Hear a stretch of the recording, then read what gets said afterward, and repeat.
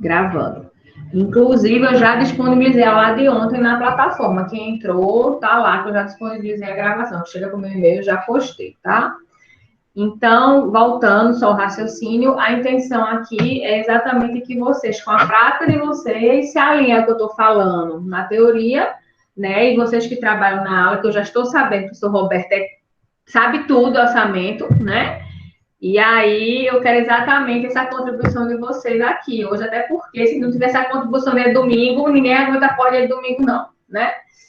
Então, lembrando, só antes de começar mesmo os conteúdos, lembrando que tem um fórum para vocês colocarem a opinião de vocês sobre o orçamento participativo, sobre o planejamento da cidade de vocês. Então, vocês coloquem a cidade que vocês estão e se já está ok, se precisa melhorar, né? Alguns de vocês já colocaram contribuições bem importantes, inclusive adorei ler, ver como é a realidade de vocês em alguns municípios, mas falta vários, né? E hoje também tem uma outra atividade super simples, que a gente falou ontem sobre as leis orçamentárias, o plano plurianual, iniciativa do governo federal, a lei de diretrizes orçamentárias e a LOA, e eu pedi para vocês falarem rapidamente a diferença de um para outro. Agora, ó, eu vou puxar a orelha. Teve gente que copiou da internet e colou lá, viu? Pelo amor de Deus, minha gente, vocês são tudo pós-universitário, não é para fazer plágio de página da internet, não, do Google, não, viu? É para colocar com a opinião de vocês, a fala de vocês, pelo que a gente conversou ontem, bota lá. Não precisa copiar texto de Google, não. Vou puxar a orelha, vocês são tudo velho. Não precisa estar fazendo esse negócio que o povo da graduação faz, não. Viu? Ô, professora, eu fiz até um comentário, mas aí eu não fiz com relação ao local. Não tem problema eu comentar novamente e abordar, no caso, a minha cidade, local, não, né? Não, pode comentar. Eu quero mesmo que o fórum fique assim, gigante. Cheio de comentários da cidade de vocês. Se você falou, esqueceu de comentar alguma coisa, vai lá e complementa, não tem problema nenhum. Assim, os comentários são bem ricos. Eu já tinha lido dos colegas, aí eu só acrescentei bem pouco também, e eu não falei a questão local, mas eu acho importante, eu vou comentar lá dentro. Isso, e aí, se vocês tiverem cuidado em entrar no site da prefeitura de vocês, por exemplo, lá vai ter sempre falando do orçamento participativo, os dias de reuniões, como foi, se na cidade vocês tiverem isso, né? Aqui na minha tem. Então, quem quiser, antes de comentar aí lá no site para ver se acha, já serve até como um fundamento. Ó, no site não diz nada, a gente fica perdido sem saber o que teve, ou o site é bem completo, diz as datas das reuniões, diz como foi. Então, assim, dá uma pesquisa no site da prefeitura local de vocês que possa ser que ajude a você entender um pouquinho sobre essa participação da comunidade. Perfeito. Certo? Mas pode comentar. Se comentou, pode comentar de novo, se lembrar de alguma coisa, viu? Nem se preocupem. Então, vamos lá. Ontem a gente falou toda essa parte de planejamento, a gente falou das nossas leis orçamentárias, a gente fez um debate excelente sobre bloqueios de dinheiro pela justiça, né, no orçamento dos municípios. Os meninos que trabalham em varas falaram que geralmente o juiz se preocupa em bloquear na União, que tem mais dinheiro do que em municípios pequenos. Outra falou que sobre remédios experimentais, que a justiça não defere, porque exatamente experimental, enfim, a gente teve um debate muito rico sobre toda essa logística, lembrando sempre que o nosso objetivo aqui da disciplina é pensar no orçamento, né? Mas que a gente seja contrário ou favorável, meio termo, a gente precisa sempre pensar na administração em termos de planejamento. Não é ser em contra nem ser a favor, mas sempre ter um pensamento que poderia se alinhar, e a gente precisa ter ciência que qualquer despesa, ela depende da previsão legal, né? Então, a gente viu também que dentro dos orçamentos existe aquele momento lá separado para vias judiciais, para bloqueios, para precatórios, mas que muitas vezes não são suficientes, e aí pode correr o risco de ter bloqueios de numerários que são destinados, têm destinação para outra coisa. Dando continuidade a isso, né, porque na verdade tá no material que eu postei para vocês, mas minha intenção aqui é que a gente sempre converse, né, que é onde vai entrar o professor Roberto hoje. Deixa eu ver se o Lina já chegou, o PRL também hoje. Não entrou, não. Ó, mas eu já entra, enquanto ele não entra, eu aperrei quem quer fazer parte.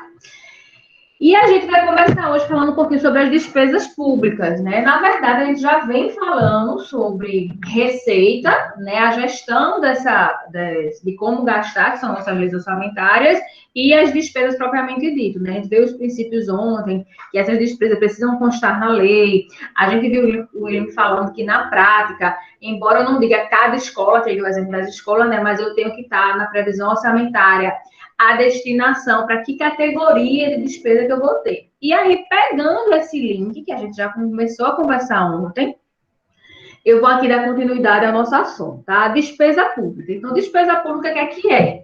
A despesa pública exatamente é o conjunto de dispêndio de dinheiro que a administração vai ter, seja os estados, seja o município, seja a União, que essas despesas precisam estar previstas em lei. Que lei? A lei orçamentária que a gente vem falando, tá? Então, se eu tiver um investimento na compra de bens, se eu tiver investimento na criação de escolas, se eu tiver investimento no aumento de concursos públicos, seja a despesa que eu tiver, que eu, ente federado, tiver, eu preciso estar previsto em lei, e essas despesas entram como despesas públicas, certo? E aí, essas despesas, como eu disse, precisam estar previstas no orçamento e elas têm alguns requisitos a serem seguidos. Ela precisa atender um número significativo de pessoas, então ela precisa ter utilidade, né, para a população. E aí eu me remeto ao que eu falei ontem, no início da aula de vocês, que é atender às necessidades públicas. Então, ela precisa ser útil, é uma despesa útil, ela tem que ser legítima, ou seja, uma necessidade real da população, que ela precisa, seja um parque, seja escola, seja saneamento, então ela precisa ser legítima, útil e legítima.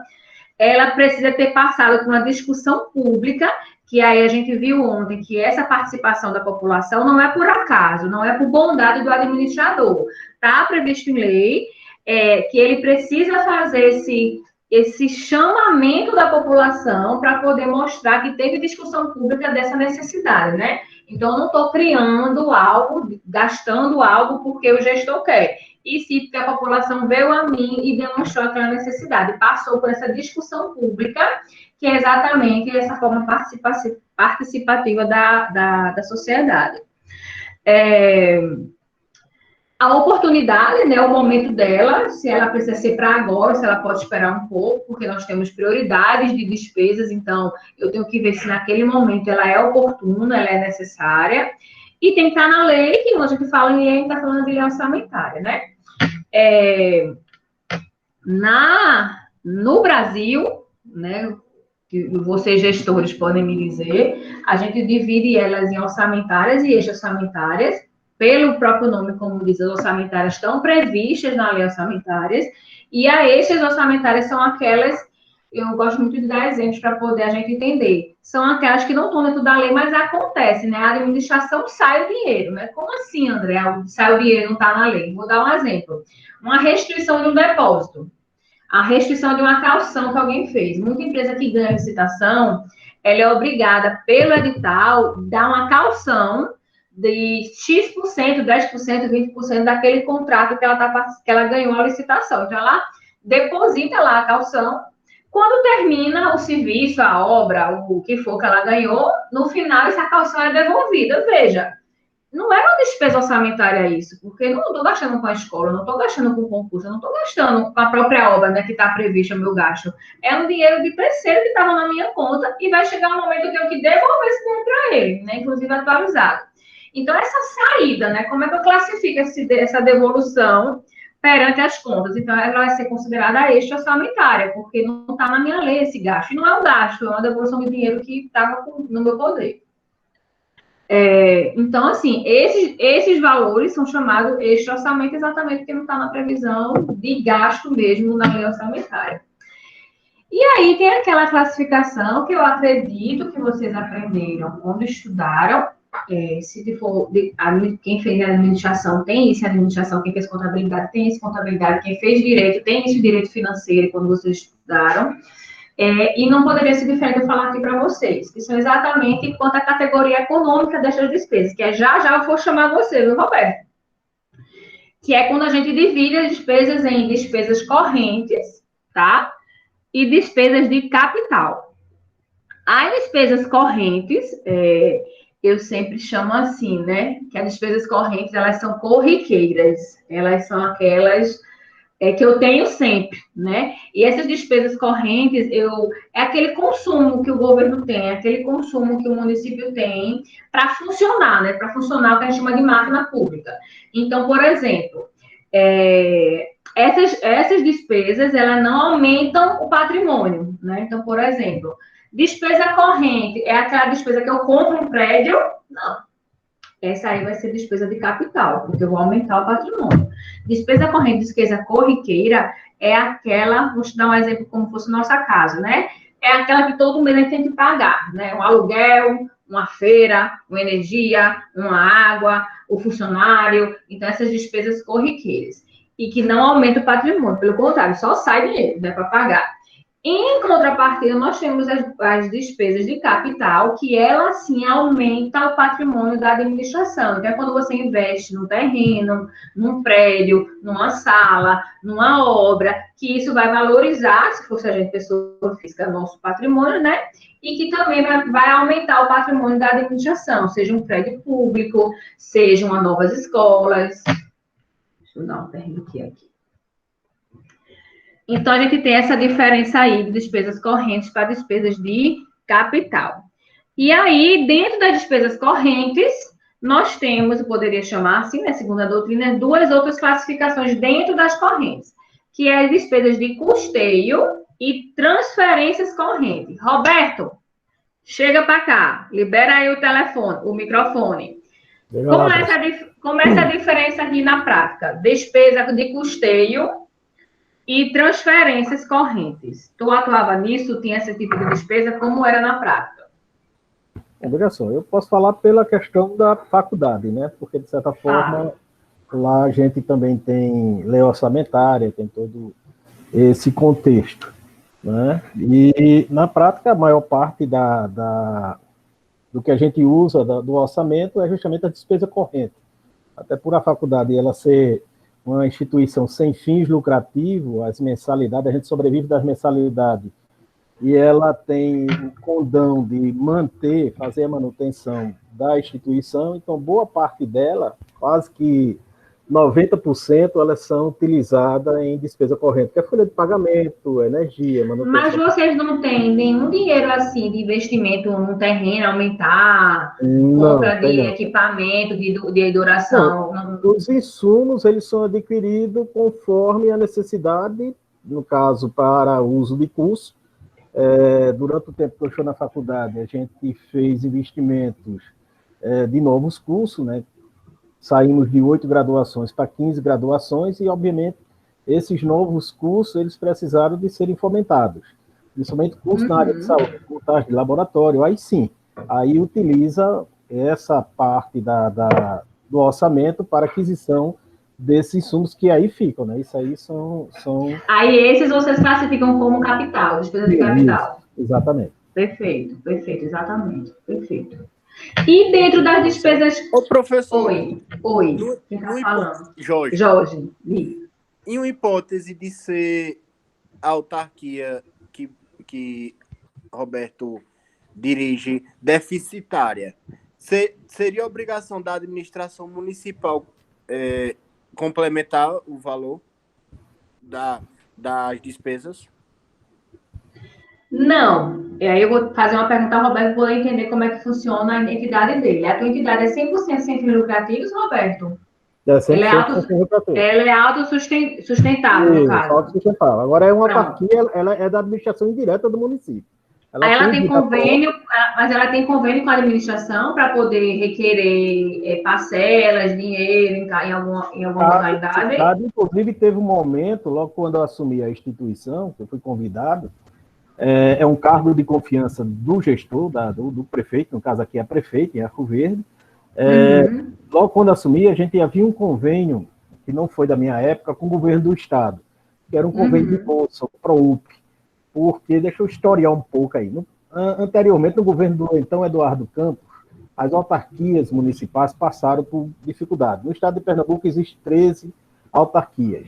E nessa dificuldade conseguiram apoio com o governador, na época Eduardo Campos, para estimular a manutenção, a sobrevivência das faculdades, o Estado subsidiou os custos de licenciatura. Então, tinha uma bolsa, um convênio chamado ProUP. Que era uma forma dele transferir dinheiro sem ser dado, né? Sem ser dado, você exatamente. remanejando para alunos pobres que não podiam pagar, e aí ele dava essas bolsas para transferir dinheiro para vocês, é isso? Exatamente. E aí as faculdades vinham sobrevivendo. Quando eu cheguei na faculdade, a receita desse ProUP correspondia a aproximadamente 60% da receita global da faculdade. E aí, com a saída de Eduardo Campos, assumiu outro governo, o governo pegou um momento de crise, e aí cancelou a bolsa, eu fiquei alguns meses sem receber, a gente ficou com uma inadimplência de quase 5 meses sem esse repasse, e aí pesa significativamente, né? Você tem um salário de 100, de repente R$60, você não recebe, fica 40 para você manter, e aí chegou algum momento, inclusive o município de Arco Verde ele fez alguns aportes, né, para suprir déficit previdenciário, no caso da previdência própria do município. Então, existe essa previsão orçamentária dentro do orçamento do município, até porque o orçamento ele é global, ele não é especificamente da faculdade. A faculdade ela entra no global do município, a gente tem aquela rubrica lá, aquelas alíquotas e as dotações orçamentárias, mas ele entra no orçamento global do município. Por falar nisso, nessa dotaçãozinha que vai para vocês, não, para vocês que eu digo a categoria, vocês todo ano precisam mandar planilha para eles poderem fazer essa previsão para vocês? Exatamente, todo ano a gente senta, e inclusive já foi encaminhada à Câmara, porque é questão de prazo. Para do ano que vem, né? Para o ano que vem, porque o próximo gestor, ele já pega esse espelho, né? E claro, ele vai adequar, porque contabilmente é possível você fazer um deslocamento de um recurso de uma dotação para outra dotação, enfim, pode fazer esse manejamento. Quem tem mais habilidade aí, eu não tenho muita expertise em contabilidade, mas quem tem essa habilidade é possível, essa previsão, né, de flexibilização de dotação orçamentária, né, para suprir outro. Mas funciona mais ou menos desse jeito. Ela tem vida própria, mas como o colega Jorge perguntou, caso de uma deficiência, o município tem que arcar, porque o município se prejudica. Porque se o município ele precisa de certidões, e se eu, porventura, não pagar a previdência, né, por falta de recurso, né, como aconteceu alguns anos atrás, o município se prejudicou porque ele não poderia tirar certidão. Então, aí ele fez um aporte para que a faculdade estivesse em dia com as obrigações e não trazer consequências para o município, porque ele precisa de certidões para receber recursos, essas verbas. Isso, os meninos estão falando aqui no chat, que é exatamente verdade, o pessoal está falando. Ela é autônoma, ela tem CNPJ próprio, ela tem o dinheiro dela próprio, né, das arrecadações, mas como ela não deixa de ter um objeto popular, ou seja, uma prestação de serviço comunitário, que é a educação, e que, por isso, quando acontece essa falta que o Roberto está falando, a administração dá o suporte, né? Tem essa previsão para dar o suporte quando precisar. Seja através de um momento, através de bolsas e tudo, para aumentar a clientela, os alunos, né, a profissionalização, seja, no caso em crise, também fazer o aporte financeiro. Então, mesmo sendo autônoma, ela tem esse convênio, vou chamar assim, esse convênio para ajuda. Quase todas as autarquias têm essa participação com a administração. Então, no caso... Pode falar, Roberto, pode falar. Não, só complementar. As autarquias, elas são administração indireta do município. Então, o município, de uma certa forma, ele tem uma corresponsabilidade, né, com o funcionamento. Até porque, se ele não suprir alguma deficiência financeira, vai ter consequência para ele próprio. Então, mesmo que qualquer autarquia, no caso, a gente vai citar a hipótese da ESGA, mesmo que ela tenha, que ela consiga se sustentar, mas tem que ter essa previsão orçamentária no caso dela ser deficitária. É isso, professora? Veja, não vai ter uma previsão orçamentária para a ESG especificamente, certo? Mas vai ter uma previsão orçamentária para apoio no município ou no estado das autarquias que ela tem, entendeu? E aí, se ela está com o orçamento dela ok, tranquilo, eu não vou precisar tirar desse dinheiro. Ou eu faço... Diga. Vê se eu estou entendendo, por favor. Porque, assim, como o Roberto estava dizendo, foi uma situação em que o município, em que o Estado tinha essa previsão de fazer esse repasse para a faculdade, mas acabou por não fazer. Não era algo, ela mantinha a saúde financeira em dias, estava tudo certinho, então não tinha essa previsão do município em ajudar a autarquia.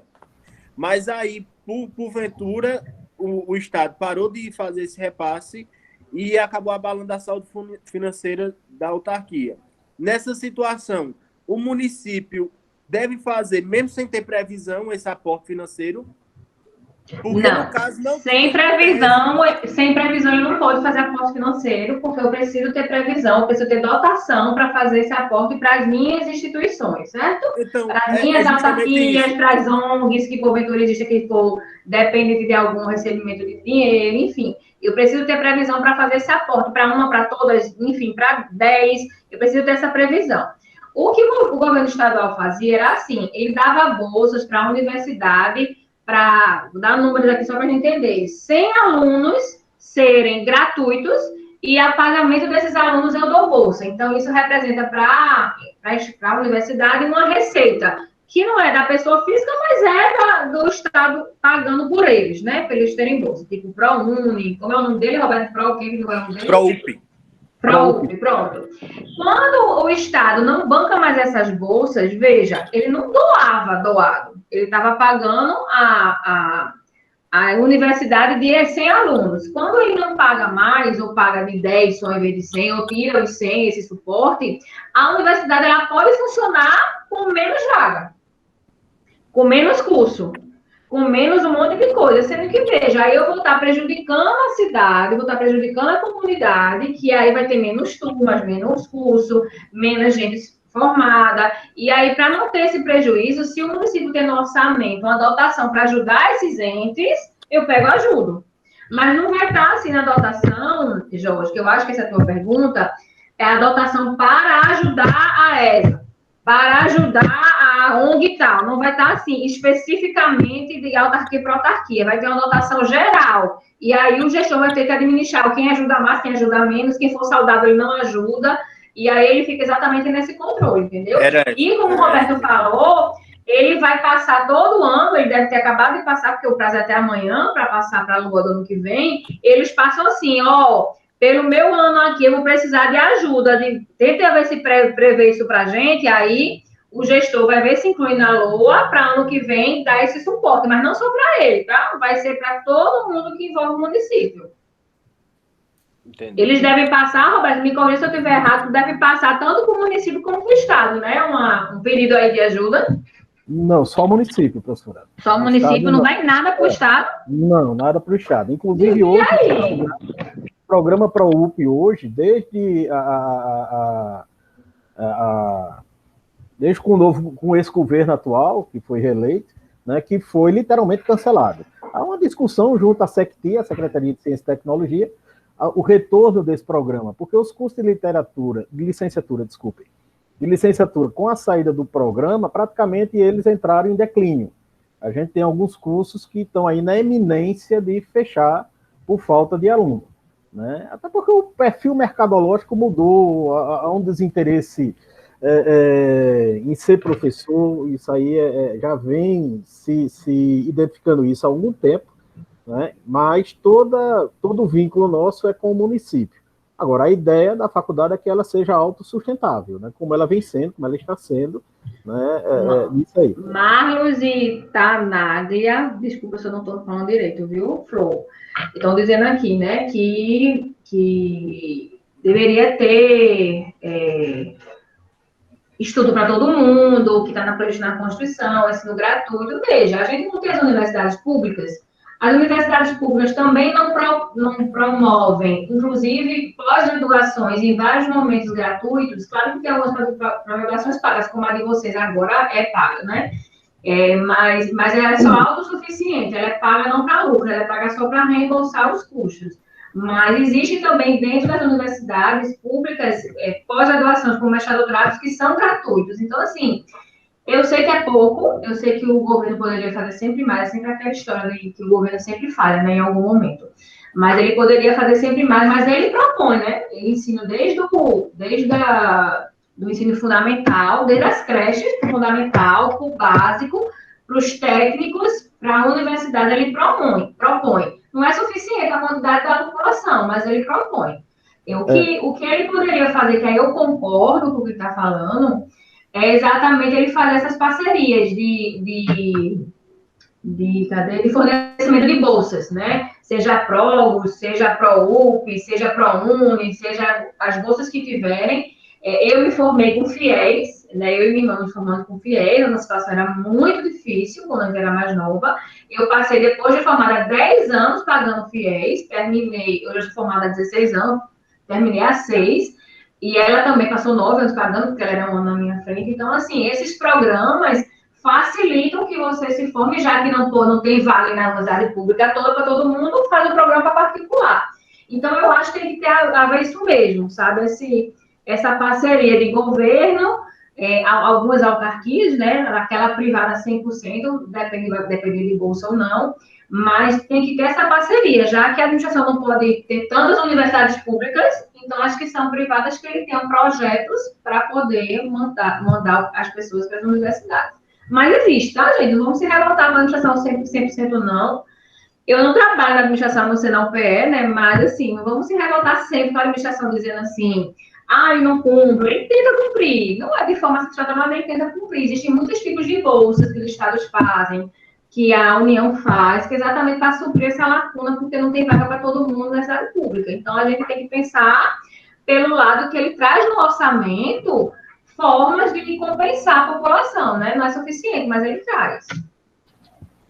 Inclusive, professora, só pegando e analisar, eu vi que o colega Marlon colocou um comentário lá no chat, e a gente já tinha conversado isso pessoalmente e outras vezes, né? Na própria pós mesmo, assim, eu já o conhecia, mas nos aproximando mais depois da pós, e ele sempre defende a ideia da gratuidade, da autarquia, e eu não tiro a razão dele, eu concordo com ele, eu acho que deveria ser gratuito, sim. A questão é, quem é que vai arcar com a manutenção da faculdade? Né? Eu acredito, eu particularmente, o que eu conheço um pouco do município de Arco Verde, né, como disse Denise aí, ela faz minha propaganda aí, me deixa ruborizada aí, que é quando ela fica falando isso, mas assim, Arco Verde, ela não tem condições, pelo menos a priori, de fazer de arcar com toda a despesa da gratuidade à instituição. Porque hoje a manutenção da AESA, né, gira em torno aí, que oscila de mês a mês, mas gira em torno aí de R$1 milhão. Então, ou seja, seria um peso significativo para o orçamento do município de Arco Verde subsidiar e dar gratuidade à faculdade. No passado, chegou a se questionar a possibilidade de fazer uma estadualização, até que não tinha UPE aqui, houve comentários, houve conversa antes da chegada da UPE, né, aqui de estadualizar a autarquia, né, tornar ela um ente estadual, e aí, enfim, né, ficaria a universidade, uma extensão da Universidade de Pernambuco, assim como também foi ventilado a federalização da autarquia. Mas, enfim, as políticas mudam, cada gestor... E os projetos mudam também, não se concretizam, né? Eu acho que isso é uma falha, é uma opinião pessoal, né? Eu observo muitas pessoas, eu cito até quando eu estou dando aula, eu sou formado em História também, dando aula de História, e cito uma frase na época de Tancredo Neves: o que falta no Brasil é estadista, políticos tem muito, né? O estadista seria aquele que o projeto é viável, então vamos dar continuidade a isso, mas a gente vê essa sazonalidade, muita mudança, às vezes surgem bons projetos e ele morre com o fim da gestão, né? Porque o outro que assume não quer dar mais continuidade, porque seria a cara do governo X, a cara... Então, enfim, lamentavelmente, isso. Essa cultura, né, esse contexto cultural no Brasil, o professor Pablo sempre falava isso, o problema do Brasil é mais cultural do que institucional, né? Então, enfim, mas fica essas ideias, né? Eu acho que é louvável, mas eu acredito que esse projeto, essa ideia do colega Marlos aí, né, isso vai levar um tempo aí, teria que ser um movimento mais forte. Eu ainda espero, pelo menos vamos deixar aí, a faculdade hoje ela tem condições de se tornar um centro universitário, então dá mais autonomia à faculdade, e começamos a trabalhar para mudar a estrutura jurídica da faculdade, né? Não vai ser possível nessa gestão, mas espero que o próximo gestor ele dê continuidade, que aí volta aquela incógnita, né? Mas de transformar a autarquia em uma fundação, aí ela teria mais flexibilidade jurídica de captar recursos, de buscar recursos fora, como a UPE a UPE é uma fundação. A UPE é uma fundação pública, né? E ela tem essa flexibilidade. Hoje, o modelo jurídico da autarquia, hoje, se eu precisar de R$1, com o patrimônio que a faculdade tem, né? Que eu não sei nem mensurar aquele patrimônio, mas se eu precisar de R$1, eu preciso encaminhar um projeto à Câmara, a Câmara vai ter que se autorizar se eu consiga esse R$1 junto ao banco. Então, enfim, engessa, porque aí vem politicagem, vem interesses particulares, vem interesses... Então, vem uma série de dificuldades que termina engessando o contexto. Mas foi só uma breve opinião aí, deixa os colegas falar. Excelente comentário. E aí eu vou puxar o gancho, né, que a gente começou esse comentário falando exatamente... Oi, quem quer falar? Só parabenizando por ter sido abordado esse assunto e as colocações do colega Roberto muito enriquecedoras. Parabéns a ele e a senhora por estar dando esse espaço muito, muito enriquecedor.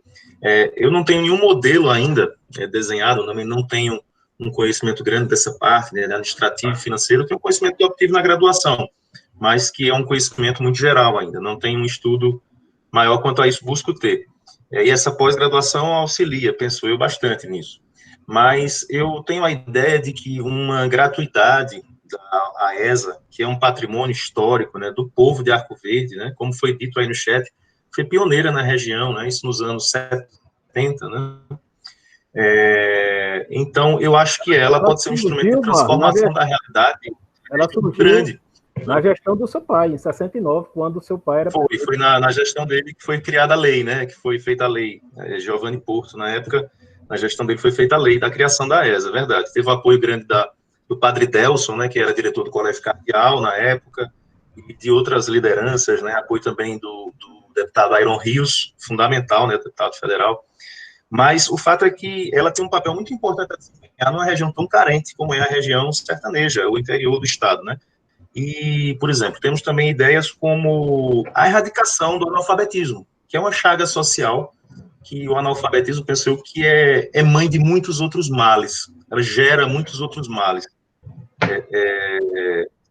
Então, através de atividades de extensão, através de um estímulo ao voluntariado, através de um estímulo à pesquisa, né, que atualmente ela é muito voltada apenas para o ensino, né, até pelo modelo dela, da autarquia de ensino superior de Arco Verde, mas em outro desenho, em outro modelo institucional, como o colega, por exemplo, Roberto colocou, quem sabe ela não poderia também enveredar pela ciência, pela pesquisa tão importante para a produção de conhecimento, para o desenvolvimento da região e também para a extensão universitária, ajudando, né, principalmente na população mais carente. A gente tem projetos, propostas, por exemplo, como essa, da erradicação do analfabetismo, que poderia ser melhor atingido em uma sinergia com o corpo acadêmico, né, os discentes, né, os professores, né, estimulando o voluntariado, né. Então, são algumas ideias. Claro, precisaria trabalhar melhor, desenhar melhor, mas eu acho que é importante, fundamental essa disciplina e outras do curso, porque dão ferramentas para a gente entender melhor, né, o orçamento, a despesa, a contabilidade, isso também relacionado... E eu vou puxar a sardinha exatamente para a nossa disciplina. Todas essas ideias são importantes, mas elas não podem ser concretizadas se não tiver no orçamento, né? Então, por exemplo, estou vendo aqui no chat que está sempre vindo, né? Mas devia ser gratuito, devia ter um número gratuito de bolsas e tal. Tudo isso pode acontecer, desde que tenha como suprir financeiramente essas vagas, eu vou chamar assim, né? Se não 100% gratuito, mas se eu fizer 30% gratuito, quem vai suprir o custo disso? Então, se o município ou o Estado não tiver uma previsão orçamentária para suprir isso em algumas autarquias, vou chamar autarquias ou ONGs, enfim, todas essas repartições que ajudam o município e o Estado a crescer, né, como entes, se eu não tiver uma previsão orçamentária, esse planejamento é impossível, né? Eu não tenho como sustentar dando gratuidade do meu bolso, eu vou chamar assim, do bolso de uma autarquia que se autossustenta, né? A UPS também se autossustenta, mesmo se ela sendo a fundação, mas ela tem, como é que eu posso dizer, parcerias e dinheiro vindo de outros lugares, mas todo esse dinheiro vai para o posto para ela se autossustentar. Eu acredito, tenho quase certeza que a autarquia que o Roberto trabalha, ela também se autossustenta, não deve só sair, não sobra lucro porque não prevê lucro. Então, para eu dar essa gratuidade que vocês estão falando, eu preciso que alguém supra, orçamentariamente falando. Poderia ser o vencido Carco Verde, poderia vir alguma prestação do Estado. Se não vem, não tem. Então, é como se é assim, Marlos. Excelente ideia, mas se não tiver orçamento, eu não tenho como concretizar, entendeu? Eu tenho certeza que aquela tarde não vai se negar de dar 30 bolsas, 30% de bolsas, 100% de bolsas, 50% de bolsas, se eu tiver financeiramente a cobertura disso, entende? Então, o que falta é exatamente o planejamento do orçamento disso, do projeto. E sem um conhecimento detalhado do orçamento do município, qualquer proposta tem que ser feita embasada no orçamento. E tem que ter respaldo popular, tem que ter apoio da população, pressão da população, junto aos formuladores, né, de políticas públicas, né, a quem está no poder, né, aos futuros candidatos que estão aí. A época eleitoral é importante para isso, vereadores.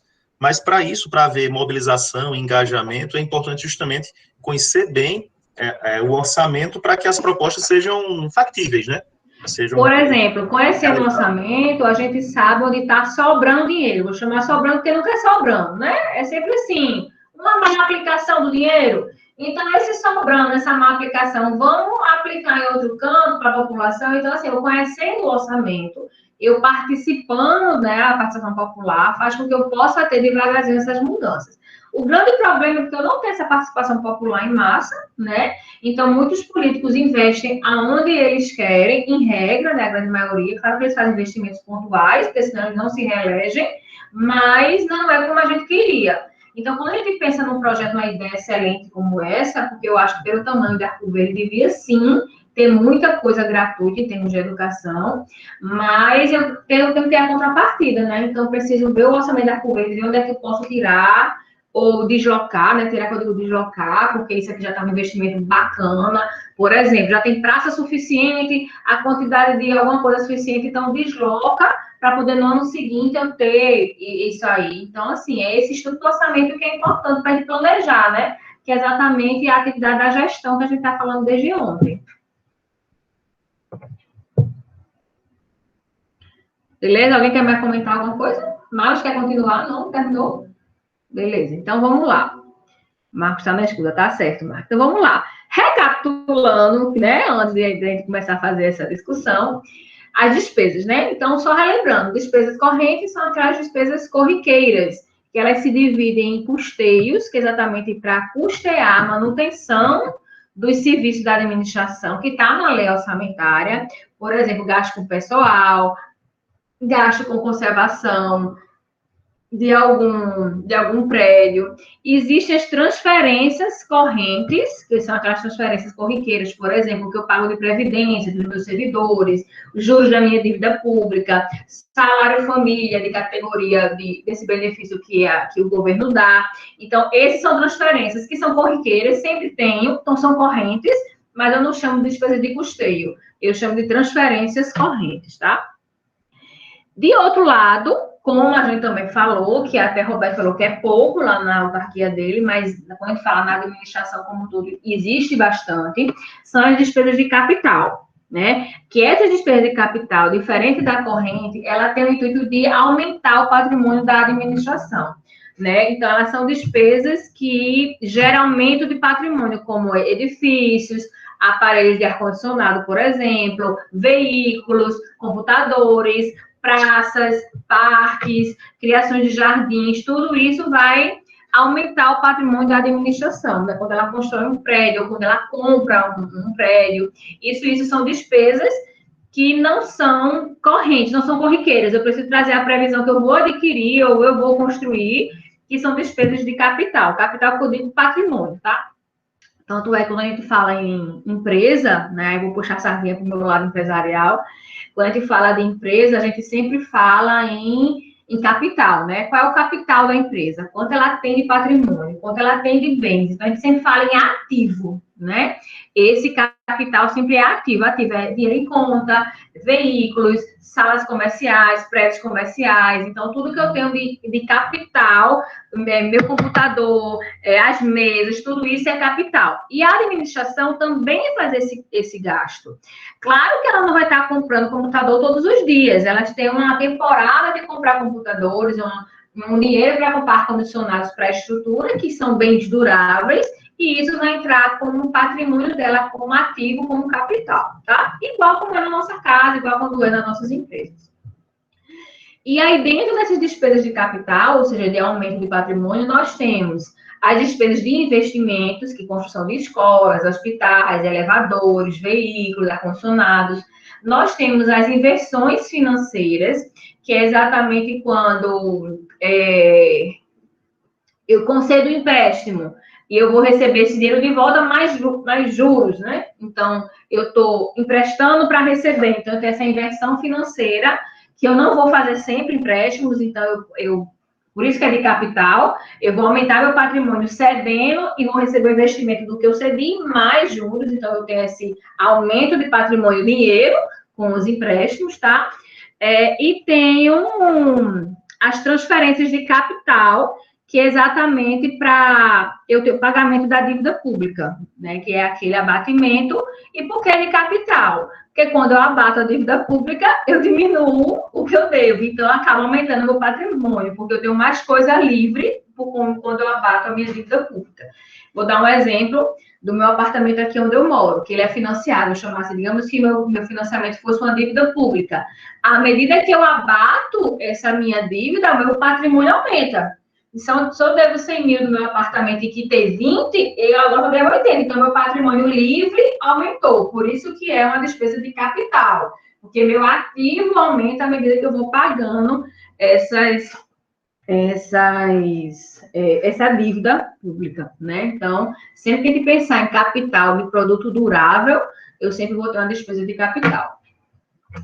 E aí vai vir o que todo mundo já ouviu falar com certeza, né? Os estágios dessas despesas, que é o empenho, que ela é representada pela nota de empenho, a liquidação e o pagamento dessas despesas, né? E aí, cadê o William? Não entrou hoje, não? Queria que ele me dissesse. O William tá aí, tá não, tá online não. Mas é alguém que trabalha na administração? Iago? Tá ouvindo, professora? Sim. Tô ouvindo. Eu trabalho nesse setor. Eu sou tesoureiro aqui da prefeitura de Custódia. A gente trabalha Diga e aborda aí. isso todo santo dia. Pois chegue, meu filho. Venha falar o que é empenho para você, como é que funciona. Diga aí na prática o que é empenho para você. Geralmente é como a própria lei discrimina, né? O empenho é prévio. Existe a necessidade de realizar determinada despesa que está contida na LOA, propriamente dita, autorizando a despesa. Perfeito. Aí vai lá, o ordenador de despesa autoriza fazer o empenho. Sendo assim, vamos lá, tem o estágio da licitação. Se tiver a licitação, já empenha, liquida quando o objeto for entregue. A partir da liquidação, passa para mim para Calma, entregar. homem. A gente tá no empenho ainda. Tu já tá no pagamento. Calma. Já. Calma. Vai chegar lá no pagamento. Vamos lá, empenho primeiro. Então, eu tenho algumas características do empenho. Tá prevista na LOA? Isso. Ou tá com dinheiro disponível? Ou seja, eu tô com dinheiro disponível. Disponível para pagar. O empenho pode ser maior. O empenho pode ser maior do que o dinheiro disponível? Depende, a gente pode pagar parcialmente, entendeu? Desde que a licitação seja global, certo? E atenda... Entendeu? Porque assim, professor, o que é que acontece? Então, o empenho não é... Então, veja, o empenho não é maior que a despesa. Eu tenho dizendo, esse aqui é o valor global que eu posso pagar parcelado, mas a despesa eu não posso ser maior. A despesa não pode, não, justamente. Agora, a forma de pagamento, se eu vou pagar de acordo com o que eu tenho recurso disponível em conta, não em recurso orçamentário. O pessoal fica falando assim, e eu fico observando, que o pessoal tem uma certa dúvida e junta o orçamento, o recurso que existe na LOA e considera como que aquilo fosse dinheiro, propriamente dito. E não é. O orçamento é a previsão de gastos. Agora, o que tem de recurso na conta é totalmente adverso. Um exemplo, o orçamento de custódia hoje ele ficou em torno de 100 milhões de reais. Só que a arrecadação a gente sabe que não vai chegar nesse montante, principalmente depois desse coronavírus. A gente falou sobre isso ontem, então, exatamente esse equilíbrio.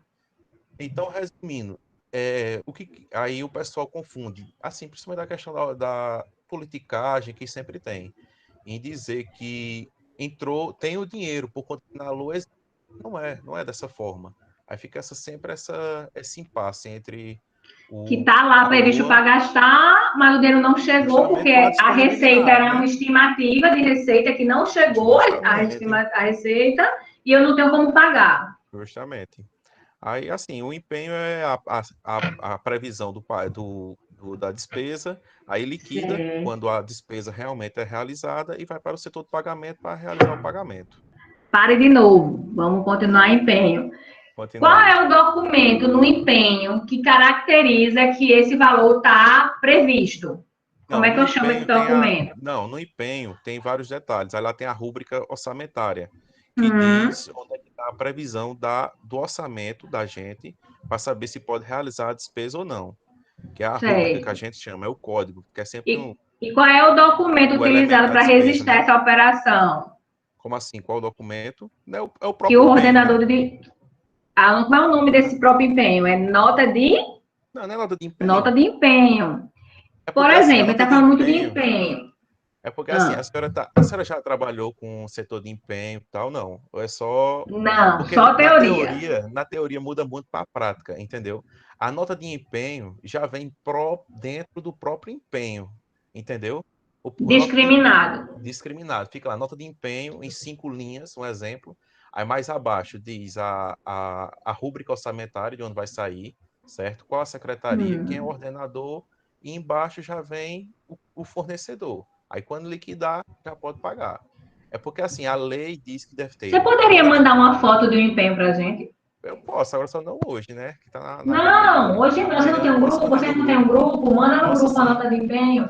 Posso pra sim. Gente ver. Porque assim, a prática altera muito da lei, entendeu? Aí, principalmente nessa questão de regras, porque a gente vive num mundo de praticidade, né? Um exemplo, eu não imprimi 3 folhas, uma folha de nota de empenho, a folha de empenho e uma folha de liquidação. Eu posso fazer numa só, é bem melhor até para o meio ambiente, né? Perfeito, não, com certeza. Mas eu preciso explicar um pouco a teoria e você tem que me dizer a prática. Deixa eu lhe perguntar outra coisa. Na teoria, a gente divide esse empenho em 3 modalidades, que é o empenho ordinário, que é aquele que eu já conheço o valor, eu pago um buff e pronto, certo? Eu tenho um empenho estimativo, que é aquele que eu estimo a despesa, mas não sei exatamente quanto vai dar, por exemplo, a conta de energia.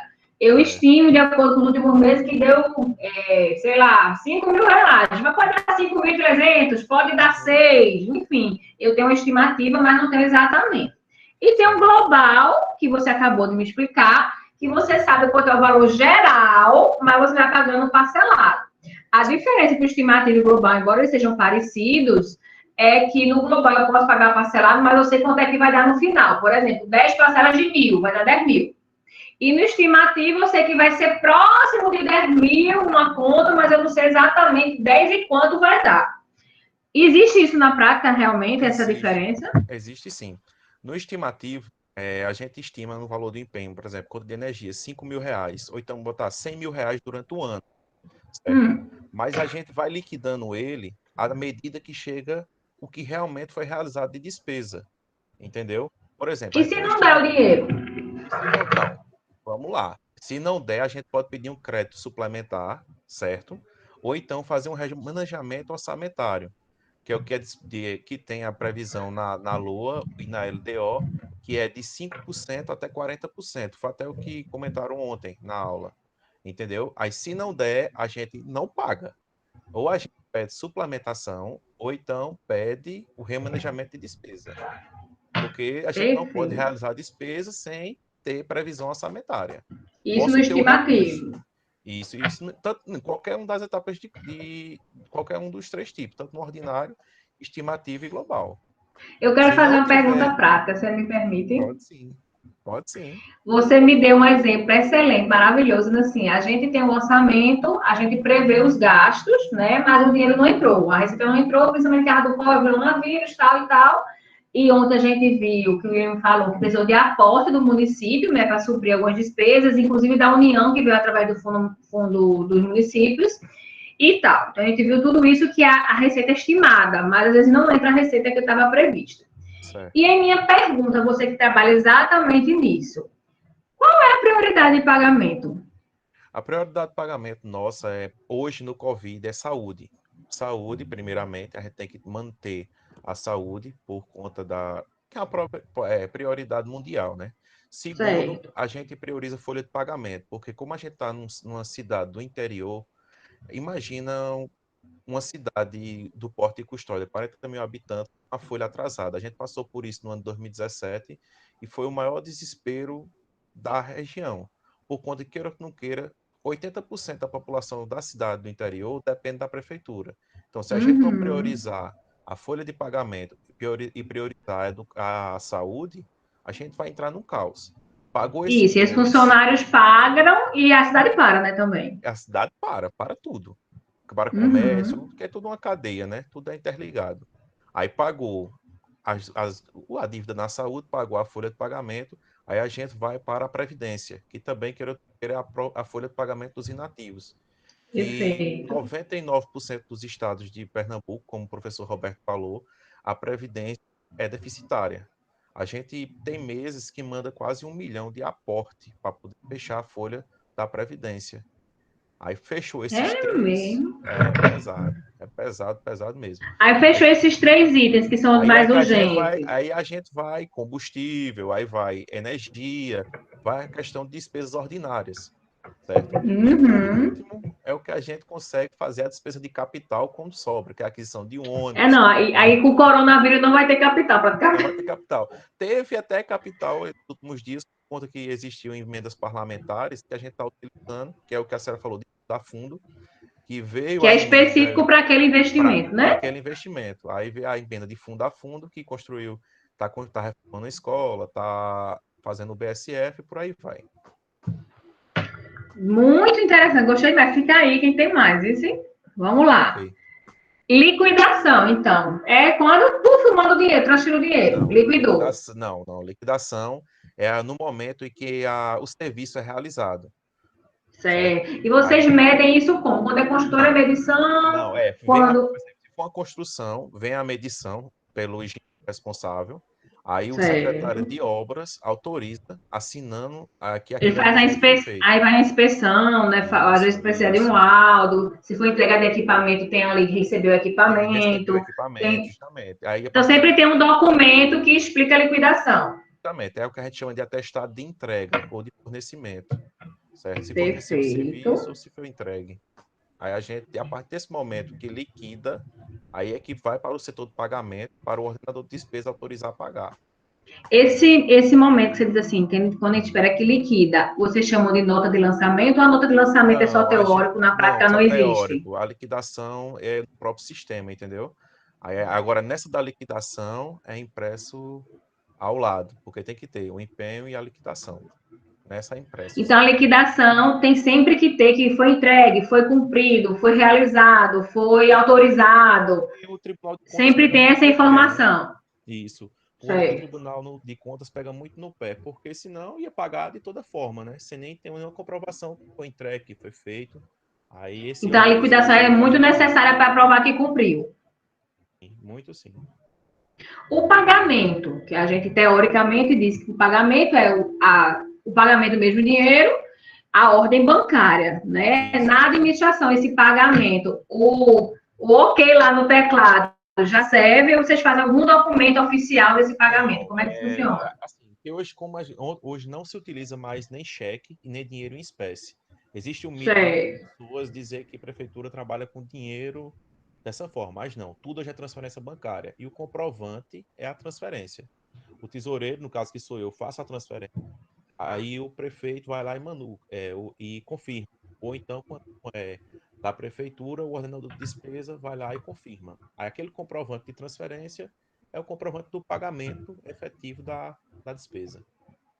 Entendi. Então, para vocês, aquele comprovante de transferência já é o comprovante desse terceiro estágio. Justamente. Entendi. Então, nada de cheque, nada mais, que está tudo na teoria, né? Nada. Entendi. Assim, é por conta que isso assim, tem na lei, certo? Mas só que o tribunal passou no ano 2016, 2015, tem uma resolução que eles, tipo, recomendam pagar dessa forma. Até porque, sabendo que podemos fazer uma TED, saber que podemos fazer uma transferência eletrônica, fazer um cheque, ou então fazer um pagamento em mãos, igual Em antigamente dinheiro é fazia, mais perigoso, exatamente. perigoso. Pronto. E aí eu vou querer sua participação em mais uma coisinha que é bem interessante. Eu quero saber se na prática é como eu ensino a teoria, que é o que a gente chama de restos a pagar. Com certeza os demais já devem ter ouvido falar que os restos a pagar são aqueles que eu empenhei, né? Muitas vezes posso até ter liquidado, mas dentro daquele ano orçamentário eu não consegui pagar. E aí ele entra numa conta dentro do orçamento, que a gente chama de restos a pagar, ou seja, eu vou pagar no ano subsequente. Como esse ano subsequente já tem um orçamento, eu vou botar lá no campo restos a pagar. Ó, isso aqui foi do ano anterior. Esse dinheiro que já estava separado ano passado é para pagar essa despesa. E aí, esse restos a pagar, eu teria duas modalidades. Estou falando tudo teoria, viu, Iago? Para depois você me dizer o que na prática é, o que na prática não é. Isso aí é uma bronca, viu? Pois é, que é exatamente o que eu quero lhe perguntar. Eu tenho os processados, que são aqueles que eu empenhei, liquidei, ou seja, a pessoa cumpriu, entregou, fez a obra, tá? E eu só não paguei, acabou o ano, né? Porque até liquidar e sair o dinheiro não é assim. Ah, professora, já que eu entreguei, eu já posso lá, porque amanhã o dinheiro não está na minha conta, porque existe uma burocracia documental, né, para poder você autorizar o pagamento. E às vezes essa burocracia documental não dá tempo, não acaba e eu não pago. Então, os processados eu já empenhei e já liquidei, só não paguei. Os não processados são piores, né? Eu empenhei, mas a parte nem entregou, nem executou, nem cumpriu ainda. Então, eu também entro no resto a pagar não processados. Aí, o que acontece? Na doutrina, na teoria, diz que fica nesse resto a pagar por um ano. Ou seja, o ano subsequente fica lá na conta. Não sei se é tão simples assim, viu, Iago? Fica lá na conta restos a pagar, e à medida que você vai liquidando, vai pagando, né? Ou se liquidou, vai pagando. Se acabar esse ano subsequente e ainda tiver em restos a pagar, o dinheiro sai e a pessoa vai ter que brigar na justiça. E vai entrar naquela dotação de ações judiciais, não mais de restos a pagar. Pelo menos a teoria é assim. Me conte como é na prática.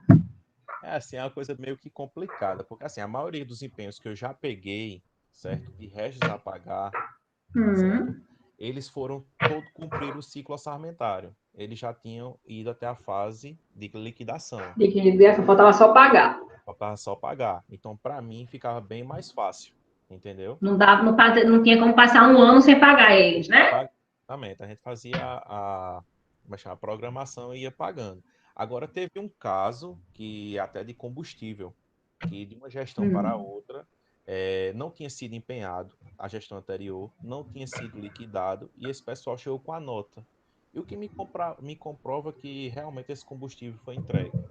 Aí isso aí tá um imbróglio judicial a mais de metro, igual o pessoal chama aqui no interior. E já passou desse ano subsequente, já... 4 anos agora vai fazer. Então não tá no resto mais de pagar mesmo. Não foi nem empenhado, entendeu? Passaram a ver como é complicado a administração pública na prática, entendeu?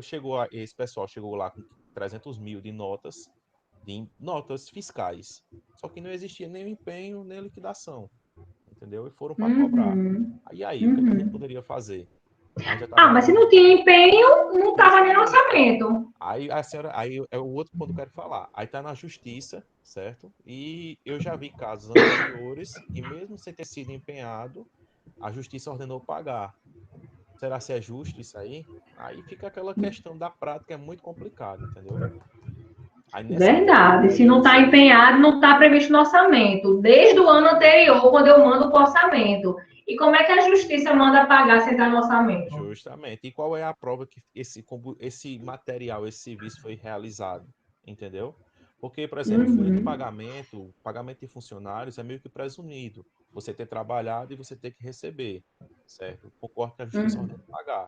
Mas tem outro que não tem como você comprovar. É o caso que eu falei agora. Pessoal que trabalha na justiça, Marlos, Isoclei, vocês têm mais alguém? Vocês têm demanda disso? De pagamento de restos a pagar, que não foi pago, ou alguma coisa do tipo? Eu sei que Marlos, a Justiça Federal talvez não tenha, né? Mas Isocleide é estadual? Isocleide? Saiu da tela? Não, professora, porque o negócio tá lento aqui. Tá. Não, eu não atuo mais na assessoria.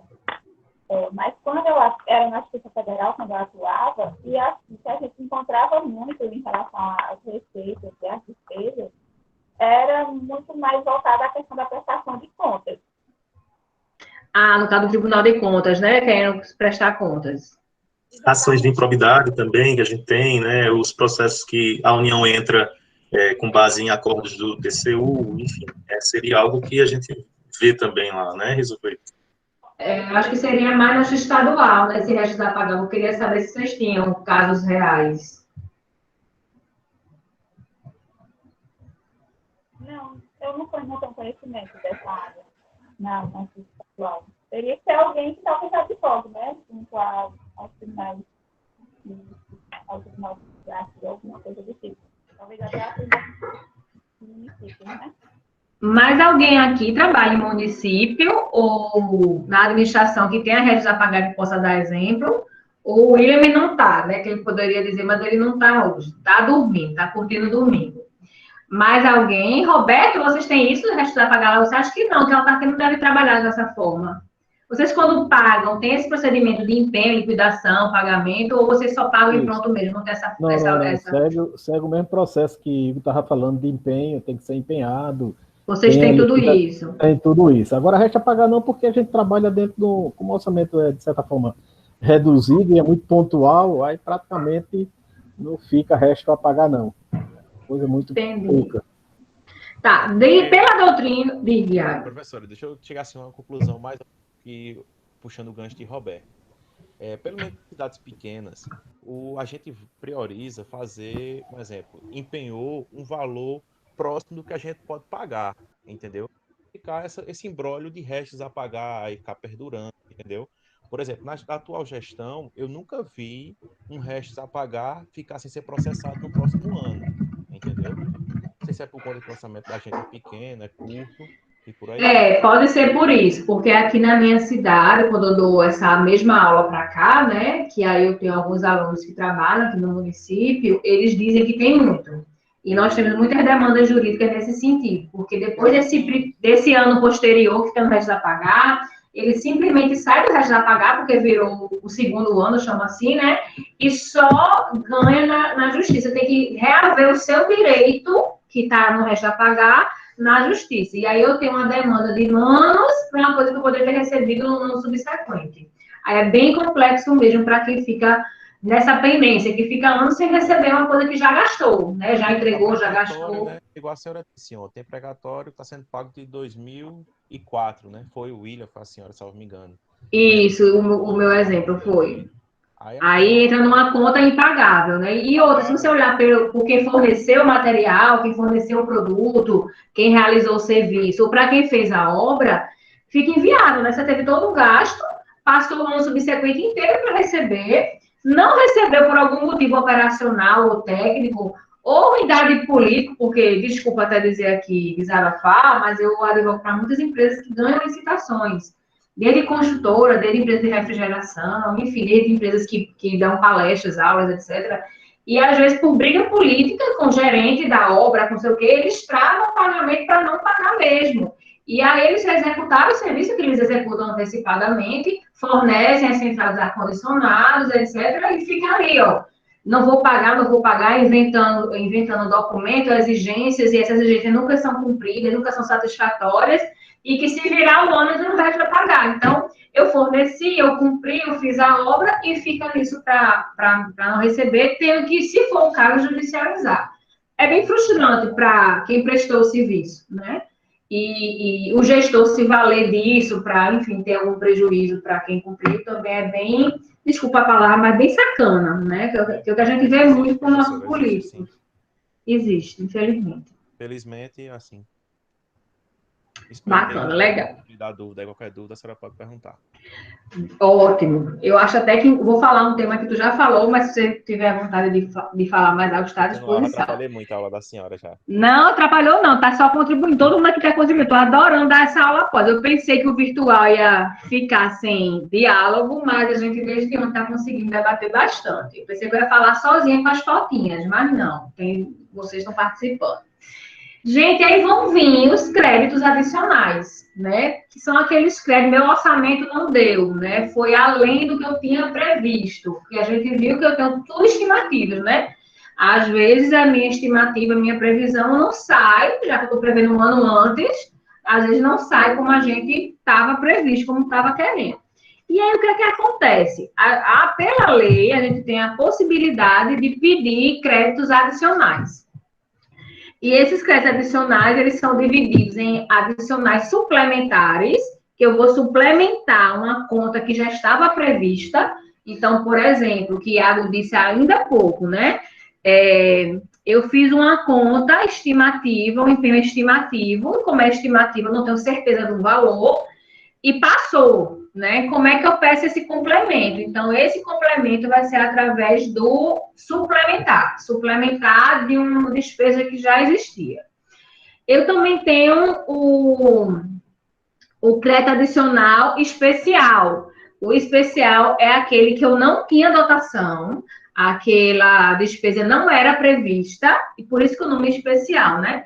E aí, como é especial, eu vou criar para ela. Então, eu vou pedir esse crédito adicional para essa despesa que não existia no meu orçamento. Então, existem essas possibilidades. E eu tenho o extraordinário, que o extraordinário, ela é um tipo da especial, ou seja, não estava previsto no meu orçamento que ia acontecer, mas é extraordinário em termos de guerra, calamidade pública, comoção interna, que eu preciso desse dinheiro para fazer aquele custo, né? E que esse ano nós estamos exatamente vivendo essa realidade desse crédito extraordinário, porque os municípios, as cidades estão precisando investir no seu corpo de saúde, seja em contratação, seja em equipamento, que não estava previsto, né?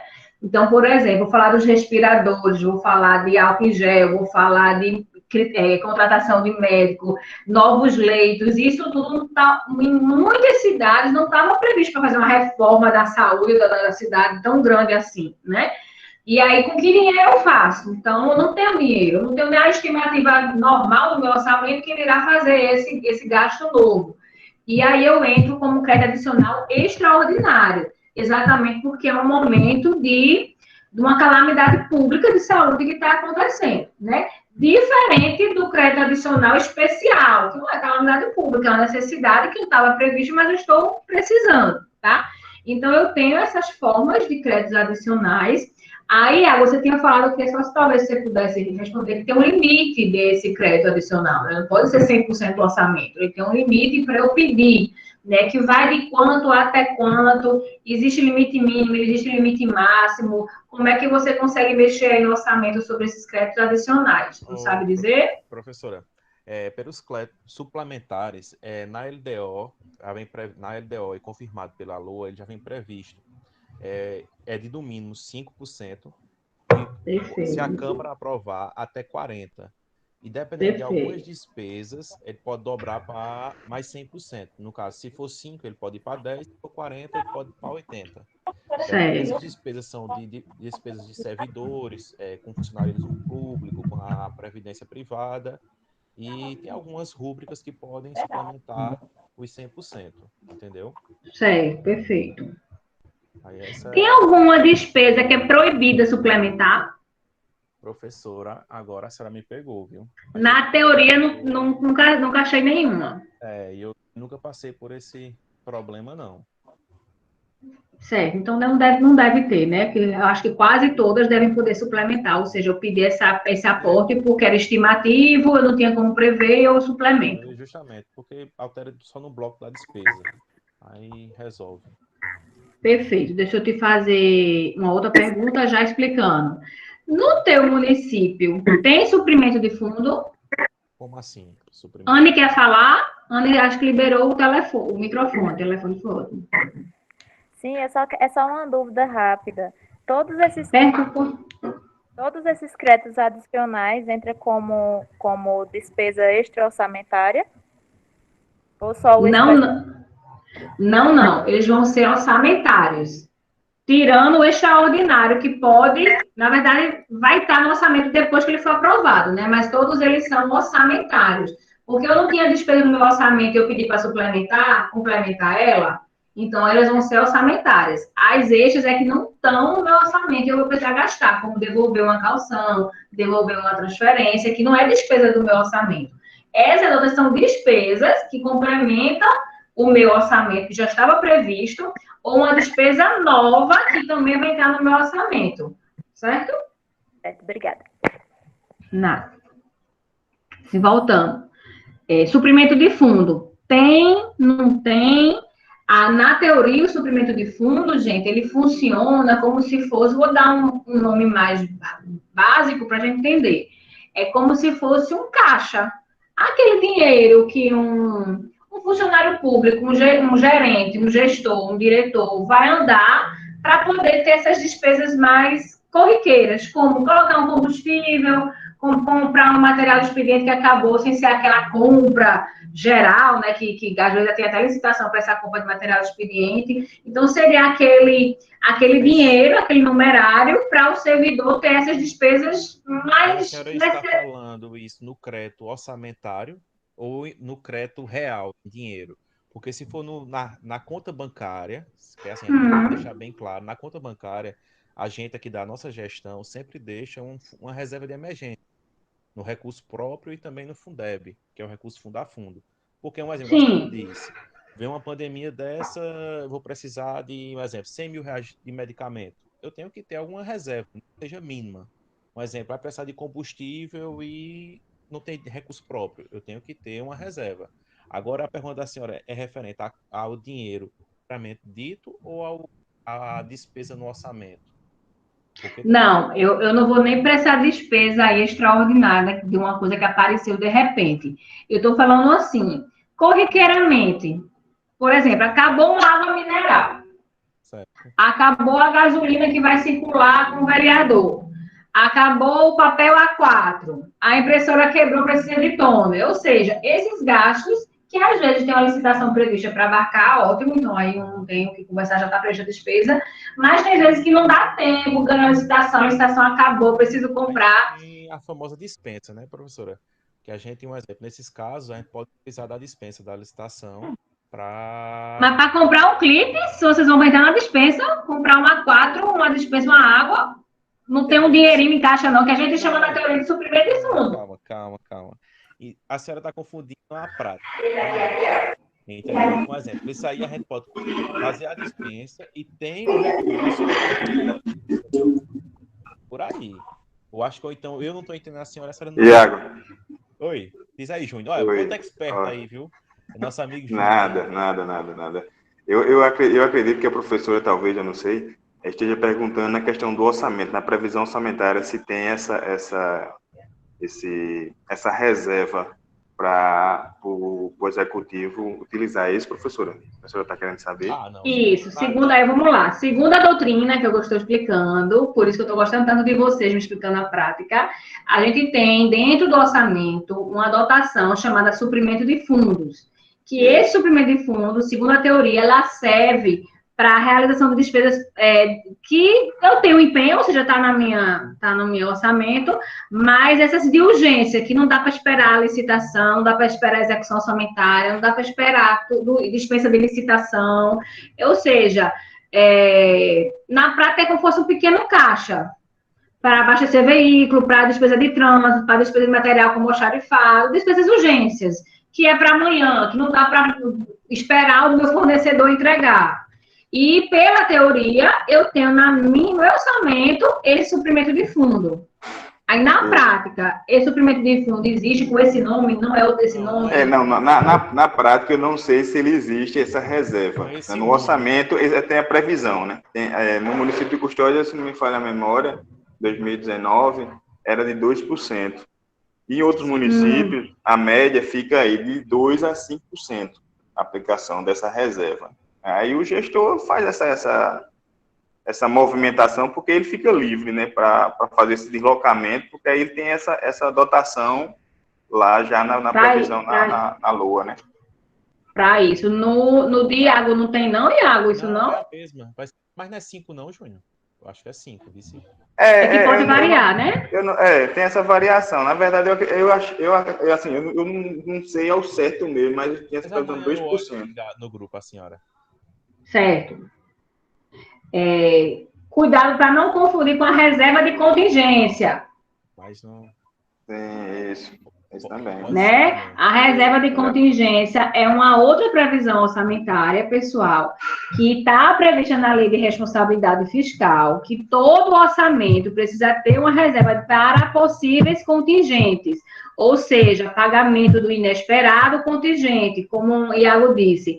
Apareceu, eu preciso comprar remédio mais do que eu estava previsto, então eu vou ter lá minha reserva de contingência, e aí diz até assim, tem uma portaria ministerial de 2001, que ela faz assim, ó, a dotação global denominada reserva de contingência, permitida para a União e seus entes federados do governo, deve ser utilizada como fonte de recursos para a abertura de créditos adicionais e para atendimento do disposto no artigo 5 da Lei Complementar Tal, que é exatamente o extraordinário, né, que é calamidade, guerra, tal. Então, essa reserva de contingência vai ser para aqueles créditos extraordinários, que é comoção, guerra, calamidade, que a gente falou. Essa reserva, todo orçamento precisa ter obrigatoriamente, mas não é isso que eu estava falando, suprimento de fundo. Porque a reserva de contingência é para possíveis contingentes que eu venha a ter de urgências, e de forma extraordinária. O suprimento de fundo é aquela, eu vou chamar, se fosse aqui na minha casa, é o dinheiro que eu tenho para o pão, é o dinheiro que eu tenho quando a gasolina acaba, é o dinheiro que eu tenho para pagar uma besteira que apareceu, um estacionamento. Então, o suprimento de fundo, pela teoria, é esse dinheiro fácil, esse pequeno caixa que eu vou ter para os servidores. Geralmente essa reserva, esse suprimento de fundo acontece como se fosse um adiantamento, né? No caso do motorista de ambulância, que sai do interior e vão para a capital. Eles precisam abastecer lá, né? Então, quando você não tem o cartão, quando você tem um cartão, não, você vai e abastece lá, mas a maioria dos municípios, a realidade dos municípios do sertão, não tem um cartão. Então, você precisa desse adiantamento. Eu acredito que cai aí. Nessa parte. Perfeito. E aí, ele recebe esse adiantamento, né, que já é um suprimento de fundo, e faz a compra lá do combustível para retornar para a cidade. Pronto. Oi, Marcos. Só uma dúvida que eu estava tendo, e aproveitar os colegas e a senhora, essa questão do suprimento de fundo, então, ela é para uma destinação mais ampla, não é isso? Para pequenas coisas, mas de forma mais ampla. Isso, mas assim, não vai ser... Ela tem uma necessidade, só completando. Ela tem uma necessidade de ser classificada conforme o elemento de despesa em algum momento posteriormente? Não. Inclusive, eu tive um aluno que trabalhava na administração e ele disse que esse suprimento de fundo, muitas vezes, não precisava nem de recibo. Por exemplo, o Josafá colocou aqui, fazer uma chave, chaveiro, um carimbo. Não vou fazer licitação para isso, nem despesa de licitação para isso. E é uma despesa para amanhã, para ontem, né? Eu preciso fazer aqui uma chave que quebrou, ficou lá pendurada na porta. O meu carimbo não carimba mais, a borrachinha, então como é que eu gasto isso? Porque, veja, eu não vou pedir para o servidor que tire do bolso esse dinheiro. Então, o suprimento do fundo, ele serve exatamente para esses gastos simples, qualquer que seja, e que esse meu aluno me falou que na prática dele, né, não precisava nem de recibo, né, nem de nota fiscal, porque eram valores pequenos e corriqueiros, e como já estava dotado como suprimento de fundo, já sabia que era para isso, né, e diferente da reserva de contingência, que eu tenho que ver a contingência, tenho que fazer o pedido de crédito extraordinário, tenho que explicar qual foi a calamidade pública, ou a comoção interna, ou a guerra, se for o caso. Então, a reserva de contingência, que também é obrigatória ter no orçamento, que a lei de restaurante manda eu ter, né, já é para um contingente. Ou seja, como o Iago disse, agora na pandemia, eu tenho certeza que todos os municípios pegaram essa reserva de contingência para poder aplicar. Porque o governo federal deu dinheiro, assim, transferiu o numerário, mas com certeza não está sendo suficiente. Então, eu estou tirando essa contingência. Suprimento de fundo, não. Suprimento de fundo está previsto no orçamento também, mas é para coisas mais, na casa, menores, né? Coisas mais simples, menores, mais baratas, mas que eu preciso daquele dinheiro naquela hora para pagar o que aparecer. Um estacionamento, um combustível de urgência, porque, claro que eu tenho meus postos de combustíveis cadastrados, credenciados. Mas se eu estou em outra cidade, que eu não tenho esse credenciado, preciso abastecer, com que dinheiro vai ser? Então, o suprimento de fundo é para esses custos assim menores. Então, Zafá falou um exemplo excelente, né? Que servia para pagar chaveiro, carimbo, ou seja, que não havia licitação e precisou de última hora. Perfeitíssimo. Deu para entender a diferença? Deu. Eu estava assim, se eu estiver falando alguma besteira, me corrijam. Mas assim, houve a necessidade emergencial, utilizou-se suprimento de fundo. Mas, analisando-se pormenorizadamente, aquela despesa ela poderia ser enquadrada, talvez, como uma pequena locação de mão de obra, como utilização de um material de expediente, algo que poderia, digamos, ter já a utilização, já existia um dinheiro destinado àquilo ali no orçamento, né? Então, digamos, utilizou-se como suprimento de fundo. Poderia haver depois um remanejamento do orçamento para que esse valor pudesse ser, no orçamento, custeado por aquela verba específica e liberando novamente o valor para o suprimento de fundo? Sim, sim. Aí os meninos da prática me corrigindo se estiver errado, mas eu imagino que é assim, Marlos. Você presta conta, o seu contador, o seu financeiro da administração, ele vai prestar conta em que categoria entrou aquela despesa, né? Não tem um empenho, uma liquidação e pagamento. Nesse momento que eu faço o pagamento, eu justifico qual foi a conta que eu gastei, né? Se foi da obra, se foi do pagamento de capital, se foi despesas correntes. Então, eu vou classificando. Nesse momento do pagamento, quando eu vou classificar, se eu identifico que tinha já a dotação, aí eu pego, jogo na justificativa para ela. E aí, o que eu gastei de suprimento de fundo, fico livre. Então, nesse momento que eu faço o pagamento, que eu justifico, que eu preciso prestar contas, né, de todos os gastos, aí eu boto na conta certa. Na conta do que era energia, na conta do que era combustível, e aí eu vou botando no caminho certo. Se eu tiver errado, meninos da prática, me avisa isso, não é assim, viu?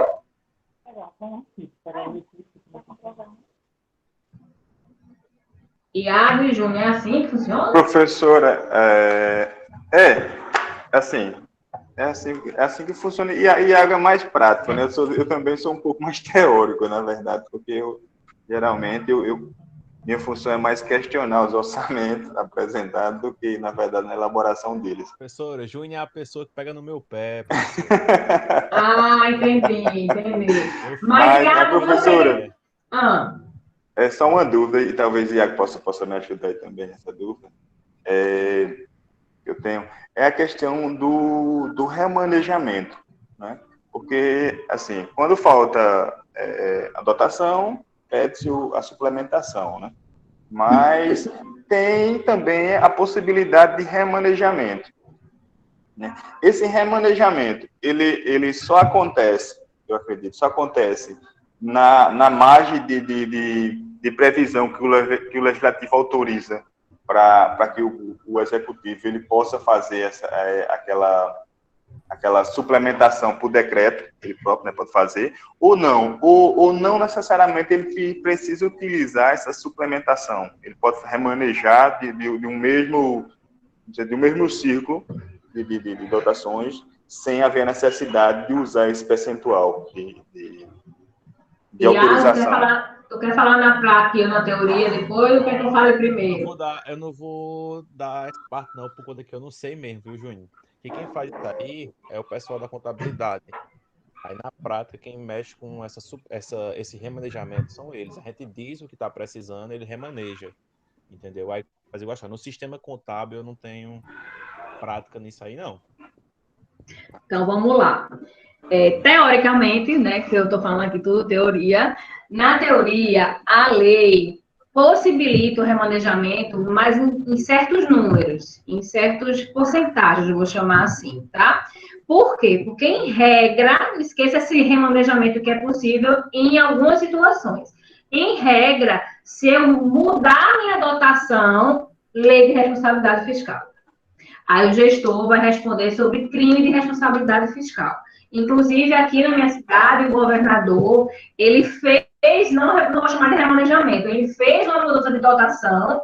Por exemplo, a justificativa dele foi assim, a educação não estava precisando tanto e eu transferi para a saúde. Então, ele justificou que a saúde, a população, mostrou investimento, tal. Mas ele respondeu, inclusive, tem condições para ele até foi declarado inapto para concorrer em futuras candidaturas. Por quê? Porque ele fez a mudança de dotação. O remanejamento ele é um concurso um pouco mais simples. Existe um limite dentro da lei orçamentária que eu posso, mediante justificativa, aplicar um dinheiro que eu justifico que não precisa para urgência, e aplicar em outro. Diferente de mudar a dotação completa. De pegar um dinheiro que era para uma obra e colocar para outro canto. Então, esse remanejamento ali permite, mas tem limites mínimos e máximos para eu poder fazer esse remanejamento. Aí, esses percentis, eu vou ficar te devendo para a próxima aula, porque vai depender eu vou procurar na lei para dizer exatamente qual é o percentil que eu posso remanejar. Ok. Obrigado. Certo? Nada. Então, só para a gente concatenar as ideias, eu vou ter em cada orçamento o suprimento de fundo, que a gente já falou, que são despesas pequenas, vou chamar assim pequenas e urgentes, né? E eu tenho a reserva de contingência, que inclusive ela vai ser calculada como a minha receita corrente líquida, que na próxima aula eu vou explicar para vocês como é que eu calculo essa receita corrente líquida. No material de vocês tem um gráfico explicando esse percentil, tá? Que é com base na minha folha de pagamento dos meus servidores, mas a gente fala isso na próxima aula, porque falta só 10 minutos para acabar. Mas é importante a gente saber que essa reserva de contingência, que está lá no meu orçamento, obrigatoriamente todos os anos, que eu vou ter um percentil com base nessa minha receita corrente líquida para urgências, né? Quando eu vou criar créditos extraordinários, eu vou tirar exatamente dessa dotação de reserva de contingência, tá? Que aí ela pode cobrir, seja riscos fiscais, passivos contingentes que afetam a conta pública, a parte de cunho financeiro mesmo, certo? Ou também ela pode cobrir a abertura dos créditos adicionais extraordinários, que a gente falou que são aqueles calamidade, comoção, enfim, guerra. Professora, eu confundi aí esse percentual, que é menor, na verdade, o suprimento, de 2% a 5%, se é reserva de contingência, se é aplicado, assim, que eu vejo. O suprimento não tem porcentagem, não. É colocado em valor. Eu estava no município Cedro, e lá esse era um valor, acho que 30 mil, uma coisa assim. Era um valor bem menor, uma coisa assim. Eu não recordo ao certo, mas era um valor determinado. A reserva de contingência, ela é percentil de acordo com a receita corrente líquida, que é a despesa de pessoal. Já explico na próxima aula a planilha para vocês. Mas o suprimento não tem, não tem porcentagem, não. É realmente um valor fixo, certo? Deixa eu ver aqui. Então, o nosso último tópicozinho, que eu não vou me aprofundar, mas eu posso me aprofundar se vocês quiserem na próxima aula, era falar um pouquinho sobre precatórios judiciais, né? O que é e como é que está dentro do meu orçamento. Os precatórios judiciais, que a gente inclusive já citou ontem, né? Que até uma aluna acho que está com algum problema de precatório municipal, eu quero. Pronto, então me aprofundo na próxima aula, mas já vou começar a introduzir hoje, tá certo? O precatório nada mais é do que quando a administração tem contra si decisões judiciais de pagamento, né? E são qualquer pagamento. Então, pode ser pagamento de servidores que não tiveram reajustes, pode ser pagamento de indenizações, pode ser pagamento de ações judiciais, outras, de obrigação de fazer, que virou indenizatória. Ou seja, são pagamentos que a administração tem que fazer para seus servidores ou até terceiros mesmo, certo?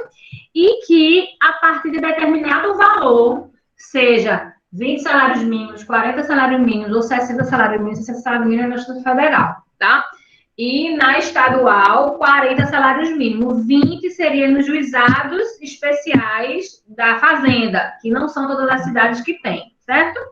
Então, dependendo desse limite financeiro que eu devo à parte, né, ao autor, seja o direito qual for, seja de serviço, da própria atividade de serviço público, de reajuste salarial, seja de indenização, seja de danos materiais, o que a gente não tiver causado, se ultrapassar esses limites, eu vou pagar em precatório judicial.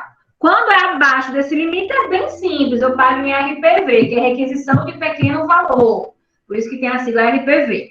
Quando é requisição de pequeno valor, que é menor de 20 salários mínimos, na grande maioria dos casos, tanto municipal, estadual como federal, aí eu já boto para pagar no ano até junho daquele ano, o juiz solicita, no ano seguinte eu já pago, certo? Então, quando é RPV é bem rápido. Quando é precatório judicial, pelo conceito de precatório, era para ser, tá? Mas não é, não acontece, mas era para ser assim. O juiz, depois do trânsito julgado da ação, depois que eu tenho o número, né, a liquidação dos valores, de quanto a administração deve. Quando eu falar de administração, gente, sempre pode ser na esfera do município, do estado ou da União, tá? Quando o juiz já tem esses números, ele lança no sistema dele que, teoricamente, para entrar no ano subsequente, ele teria que mandar até junho do ano, do trânsito julgado.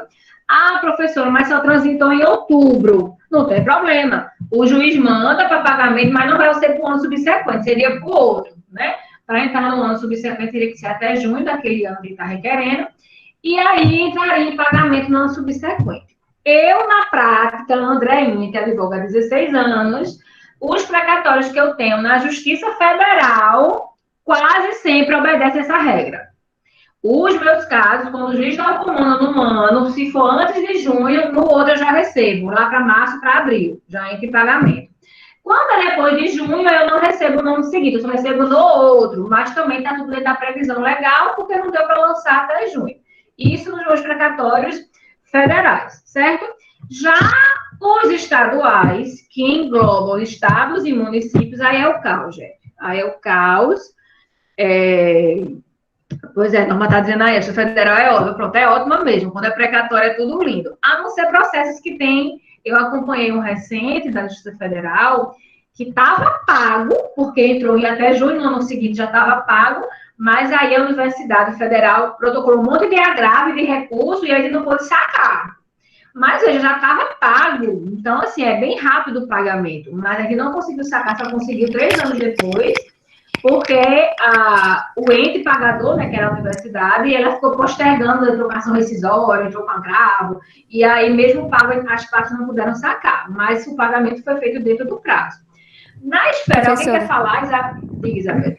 Isso, eu tinha comentado aí nas mensagens que também comecei há pouco tempo trabalhando em escritório nessa questão de execução de precatório também. E como a senhora falou, na Justiça Federal, eles respeitam bem mais esse prazo, né, dos precatórios. E lá a gente trabalha com precatórios decorrente de gratificações que os servidores da Polícia Federal deixaram de receber.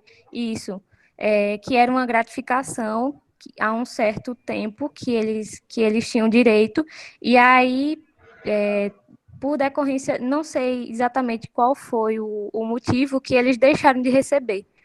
E aí, a gente está já nessa parte de execução do precatório. Já sabe o valor, o juiz vai mandar pagar. São mais ou menos por volta de 6 mil servidores da Polícia Federal. Nossa! E eles cobram os últimos 5 anos, né, cada prescrição? Isso, exatamente. Na Justiça Federal você vai ter esse benefício, né? Que é exatamente, se você conseguir transitar em julgado, já tiver números, e o juiz der o comando até junho, provavelmente, no ano seguinte está lá pago. Agora...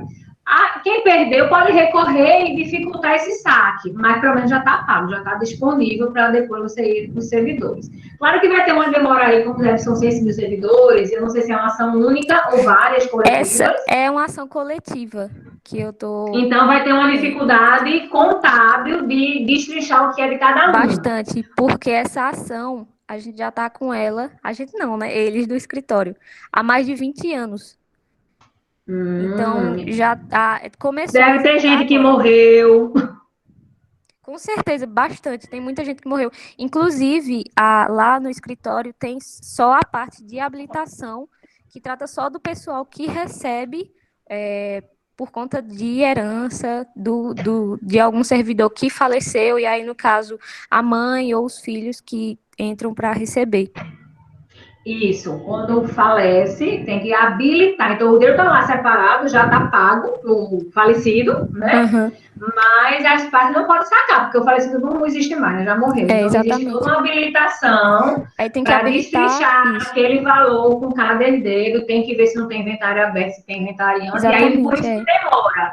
Não é porque a União não pagou, porque atrasou, porque não está no orçamento, né? É porque tem uma burocracia administrativa para poder sacar. Uhum, Mas bastante. a administração paga. E você disse assim, o processo já está 20 anos, o precatório demora 20 anos? Não. 20 anos foi o direito ser reconhecido, né? Ser transitado e julgado. Exatamente, e até eles calcularem os juros que correm, né, a correção monetária de todos esses servidores, é muito tempo, é um tempo muito... Aí depois que eu tenho um valor, né, que tudo isso demora, é que o juiz faz, pague. Aí neste momento, do ano seguinte, se for até junho, é que está na esfera federal disponível. Uhum. Não é isso? Pronto. Quem mais quer falar? A Rosa que liberou o telefone, Isabela ainda está liberada. Falem, pode falar. Não? Risocleide?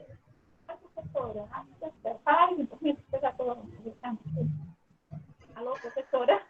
Oi, teu microfone está bem longe. Tá, a senhora está conseguindo me ouvir agora? Tô sim. Melhor, né? Pronto. Não, eu só... Se a senhora pediu para Iago para ele mostrar uma nota de empenho, né? Aí eu só perguntei se eu poderia mostrar o se eu conseguir de site da prefeitura daqui, uma delas. Claro que pode. Então eu vou tentar compartilhar minha tela, tudo bem? Tá. É bem rapidinho, tá?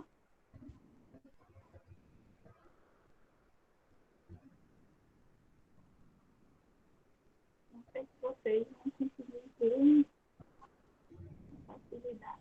Só um minuto.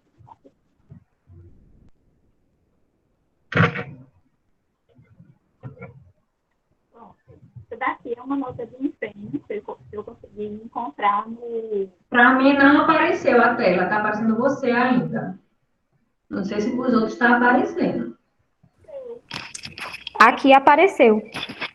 Ela ou a nota de empenho? A tela de Aqui apareceu a tela. apareceu. Aqui apareceu também. Para mim aparece ela mesma, como fosse a câmera de frente. Ela está travada, a câmera de frente dela.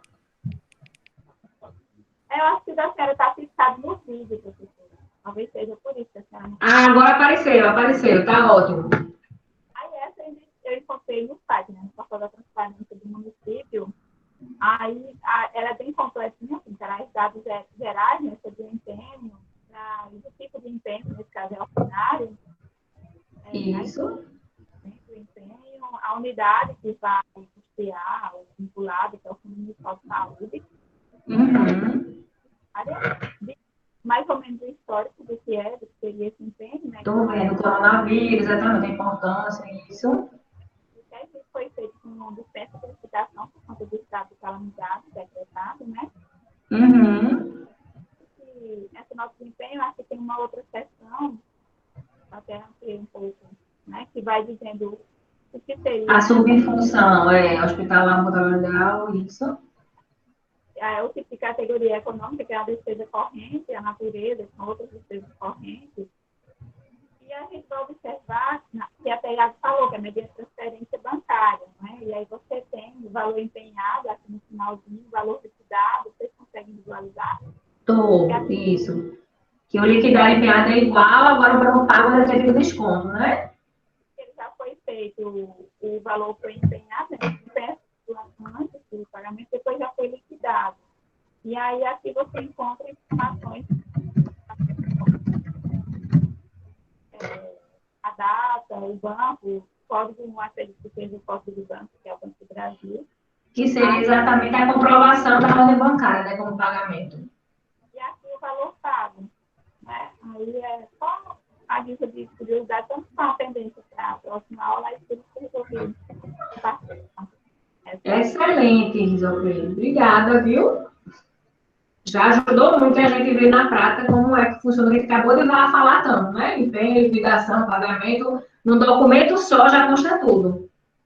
Tem uma encontrei, tem outra que eu encontrei, cujo valor é bem mais alto, é R$1.700.000, e foi um contrato que seria de, essa eu estou compartilhando agora, que seria de abril, se não me engano, acho que é dezembro. Aí ela foi sendo feita, né, o empenho foi feito de valor global, já era um valor conhecido, não seria estimado, e a liquidação foi sendo feita mês a mês, como vocês podem verificar, né? Estou vendo, mês a mês, para depois dar o valor geral. E como é prestação de serviço, né, um serviço que foi contratado, seria prestado também durante esse período de abril a dezembro, então foi sendo feita a liquidação também mês a mês, e aí tem aqui do lado, né, no cantinho, esses valores que foram sendo liquidados, né, de abril até agosto, cerca de que já foi liquidado cerca de R$700.000 desse contrato de 700.000. Perfeito, exatamente o exemplo do global. Perfeito. A forma de execução de liquidação desse empenho, ela também não precisa ser global, porque pode ser feito no mês a mês, de forma parcelada, fracionada.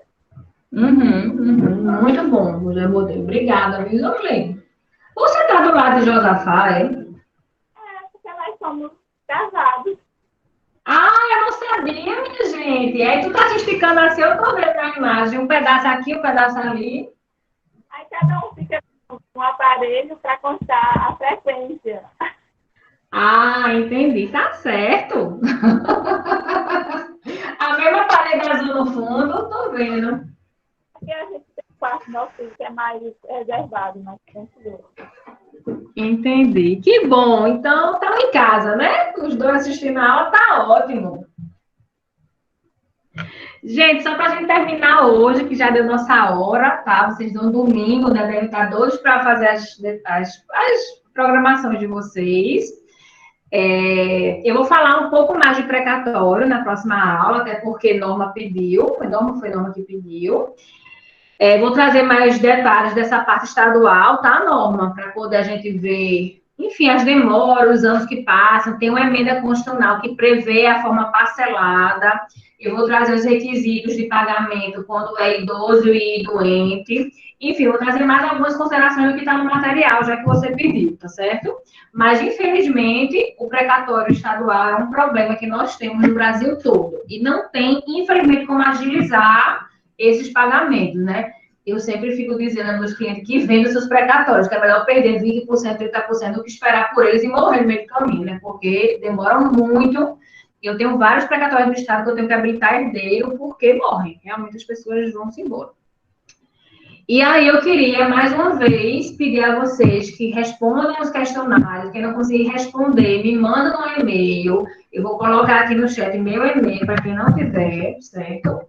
Para vocês me mandarem. É super fácil. andrea.amaral.pe.br. Se não conseguir falar, manda. E no fórum é mais fácil ainda. Naquele campozinho de falar no fórum, fala lá seu comentário sobre a parte do planejamento orçamentário da cidade de vocês, da participação da população, tá?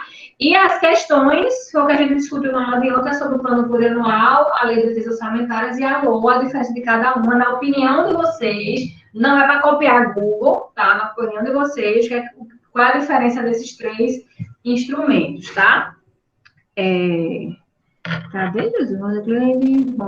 Para falar do que prevê, é a diferença entre eles. A LOA é anual, já prevê as despesas especificamente. A lei de diretriz dá diretriz do que é importante no ano seguinte. O plano plurianual, que é do presidente executivo, é um projeto de 4 anos. Então, assim, dá a diferença entre eles, tá? Por exemplo, a minha LOA não é o plano plurianual. Eu vou pegando o plano plurianual, dando diretriz para aplicar no orçamento, né? Então, explicar exatamente a necessidade desses três e a diferença entre eles. E aí, eu encontro com vocês daqui a 15 dias, no dia... Deixa eu abrir aqui o calendário. Vai ser setembro. No dia 4, não. No dia 12 e 13 de setembro, daqui a 15 dias. E, gente, lembrando, essas duas atividades, esse final de semana, valem 5 pontos. E as 2 atividades que eu vou fazer para a semana que vem, vários outros 5 pontos. Então, a ideia é que a gente termine nosso módulo, você já com a nota de vocês, tá certo? Então, se vocês conhecerem alguém que não participou hoje, que está com a internet ruim, eu já deixei disponível a aula de ontem, já a gravação, e já vou deixar a aula de hoje também disponível para quem não assistir, poder assistir e poder comentar, tá? Estou à disposição para qualquer dúvida, qualquer esclarecimento, manda e-mail, que eu respondo assim que puder, tá certo? Curtam aí o resto do domingo e daqui a 15 dias tá de volta, tá bom? Alguma dúvida, alguma indagação, alguma questão? Obrigado, professora. Professora, só é rapidinho. Oi. Se na próxima aula a senhora vai falar sobre precatórios, né? Se a Isso. senhora quiser, eu posso enviar para o e-mail da senhora um modelo de precatório e um RPV também. Mande, se tiver fácil, mande, que eu já boto aqui na tela para a gente ver. Porque Tá aí na certo, próxima ótimo. semana a gente estuda. Fica melhor visualizar o assunto. E eu vou tentar trazer uma habilitação de herdeiro que eu fiz recente para a gente ver como é que quando morre, como é que faz, como é que habilita. Eu também tento trazer para vocês, tá certo? Certo. Gente, obrigada. Bom descanso até daqui a 15 dias. Façam as atividades. Bom domingo para todos. Vou tirar a gravação aqui agora.